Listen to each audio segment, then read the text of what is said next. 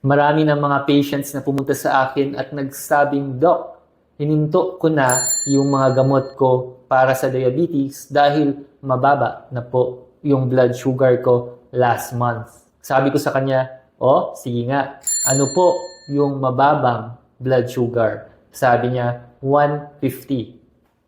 Karamihan ng patients hindi actually alam kung ano ang mababa na blood sugar at hindi actually alam kung ano ang mga target natin na blood sugar. Minsan, akala din nila yung 150 na blood sugar last month ay pareho lang buong buwan. Siyempre, hindi.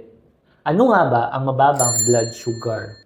Generally speaking, ang mababang blood sugar ay below 70 milligrams per deciliter. Dito, nararanasan na usually yung sintomas ng hypoglycemia o mababang blood sugar gaya ng panginginig, gutom, nahihilo, nanghihina, lamig.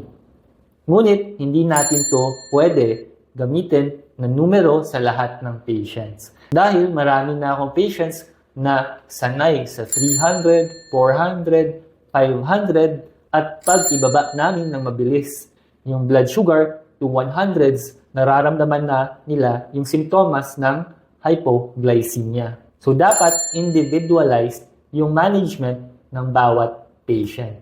Ano nga ba ang target na fasting blood sugar? Generally speaking, ang gusto nating fasting blood sugar araw-araw ay nasa 80 to 130 milligrams per deciliter.